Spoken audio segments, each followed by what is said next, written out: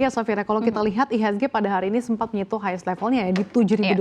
Namun tampaknya untuk mempertahankan di level 7.000 ini tampaknya sangat sulit. Apa sih sebenarnya sentimen yang menjadi fokus pelaku pasar hari ini? Iya memang kalau di level 7.000 ini sangat susah, lagi-lagi IHSG terpental begitu ya ke level psikologis 6.900-an. Tapi kalau kita lihat turnover-nya juga rendah sekali, di penutupan masih di bawah 10 triliun, berbeda dengan kemarin yang berada di 14 triliunan.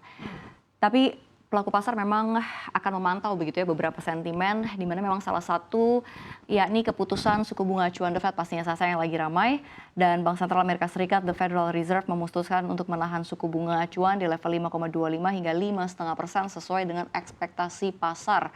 Namun The Fed mengisyaratkan mereka juga akan tetap hawkish dan membuka kemungkinan kenaikan suku bunga ke depannya. Jadi kalau misalkan kita lihat dari hasil rapat FOMC juga mengindikasikan jika kebijakan moneter yang ketat juga akan tetap berlanjut hingga 2024 dan memang akan memangkas suku bunga lebih dari sedikitnya dari indikasi sebelumnya Sasa. Dan kalau misalnya kita lihat di tahun ini begitu ya, The Fed kira-kira memperkirakan akan berada di suku bunga di 5,6%.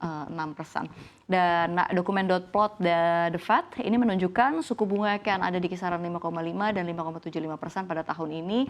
Artinya memang ada indikasi jika The Fed akan menaikkan suku bunga sebesar 25 basis point lagi hingga akhir tahun. Nah pertanyaannya, ini kalau kita lihat gitu ya, jika kita dengarkan sama-sama semalam, Powell juga mengatakan ini pernyataan Powell ini membuat pelaku pasar kecewa begitu ya. Jadi yang memang sudah berekspektasi jika The Fed akan memangkas suku bunga secara signifikan pada tahun depan.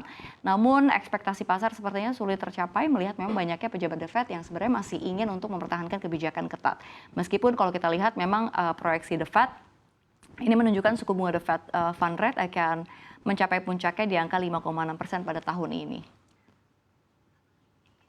Ya, apalagi Safira yang menjadi perhatian pelaku pasar khususnya terkait dengan The Fed. Apalagi ternyata mereka juga merevisi pertumbuhan Amerika Serikat. Iya betul sekali. Jadi selain memutuskan kebijakan suku bunga, rapat FOMC September juga merevisi proyeksi sejumlah indikator ekonomi juga termasuk soal pertumbuhan ekonomi Amerika Serikat. Jadi The Fed ini sudah merevisi ke atas pertumbuhan ekonomi Amerika Serikat menjadi 2,1% pada tahun ini. Ini naik 2 kali lipat lebih dari proyeksi sebelumnya atau di bulan Juni dengan memperkirakan ekonomi Amerika Serikat tumbuh 1,5% pada 2024 dari sebelumnya hanya 1,1% pada proyeksi sebelumnya. Ini kalau kita lihat ada juga merevisi tingkat pengangguran yang lebih rendah di kisaran 3,8% pada tahun ini dan akan berada di angka 4,1% pada 2024 dari 4,5% pada proyeksi sebelumnya.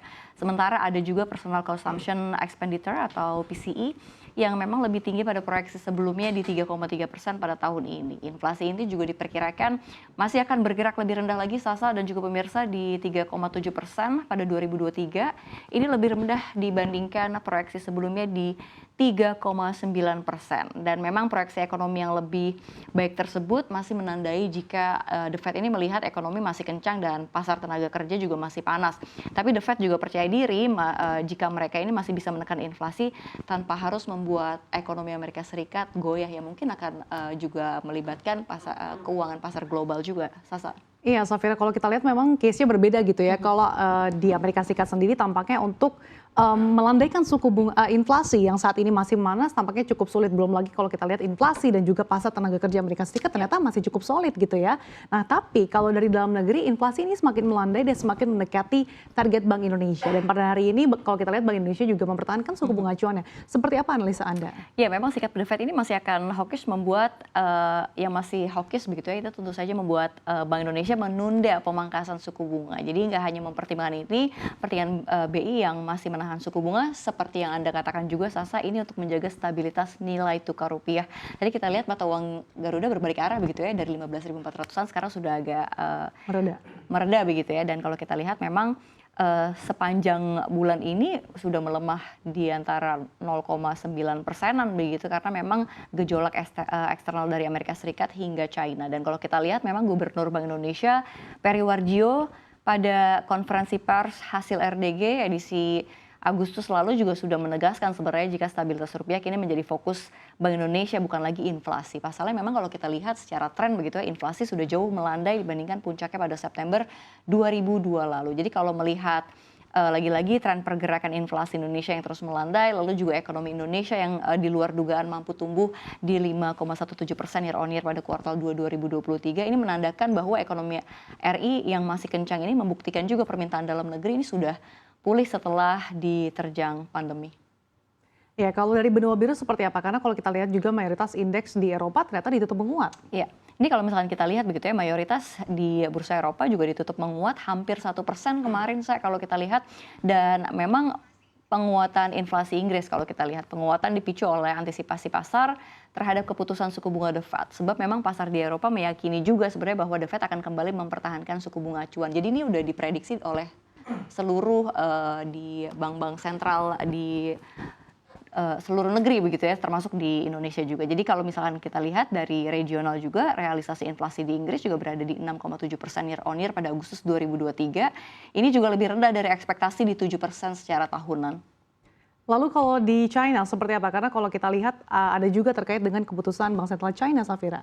Kalau kita lihat di China yang tadi seperti kita mention sedikit begitu ya, sementara memang indeks-indeks regional Asia juga kalau kita lihat memang cenderung melemah begitu ya, sebenarnya merespon keputusan Bank Sentral China PBOC untuk menahan loan prime rate di 1 tahun di 3,45% dan 5 tahun di 4,2%. Jadi itu mungkin juga merujuk dari Bank Sentral Amerika Serikat The Fed begitu ya untuk akhirnya memberi atau menahan atau memberi kebijakan tersebut untuk PBOC sendiri. Ya, di tengah pelemahan ISG, sektor apa sih yang menjadi perhatian pelaku pasar? Mungkin salah satunya terkait dengan harga minyak yang hari ini cukup lesu, Safira. Iya, kalau kita lihat memang dari pasar komoditas harga CPO melemah 1,01% ke level 90,28 US dollar per barrel begitu ya. Pelemahan tentu ini dipicu oleh petunjuk arah kebijakan moneter yang masih hawkish hingga akhir tahun ini. Lalu kalau kita lihat juga secara turnover, kita lihat memang lagi-lagi bank-bank big cap juga kita lihat yang menjadi ya, kalau kita lihat ya bank yang top turnover begitu ya, dan juga dari bank-bank big cap yang memang cukup dalam terkoreksi. BBCA 0,27%, BBRI 0,47%, BMRI kita lihat 1,23%. Tapi kalau kita lihat dari emiten-emiten CPO ini ada kita lihat ada Smart yang melesat di 0,4%, lalu juga ada kita lihat kalau kita top turnover, kita lihat ada Medco yang terkoreksi 3,5%. Ini kalau kita lihat di minggu-minggu sebelumnya, Medco juga sebenarnya juga cukup terapresiasi, bagus sekali. Cuman memang di minggu Aksi ini, profit taking kayaknya. iya betul sekali Sasa. Dan kalau kita lihat di 3,5% terkoreksi hari ini diikuti oleh Bank Mandiri yang terkoreksi 1,23%. Sementara Pertamina Geothermal ini melesat 4,32 dan di minggu kemarin juga cukup signifikan di 15% melesat. Dan juga ada Telekomunikasi Indonesia yang stagnan begitu di level 3.800-an per lembar saham. Tampaknya memang pelemahan harga komoditas seperti batu bara, kemudian CPO dan juga minyak ini tersengat ya keputusan The Fed yang masih mempertahankan suku bunga acuan dan masih berada di stance hawkish hingga tahun 2024.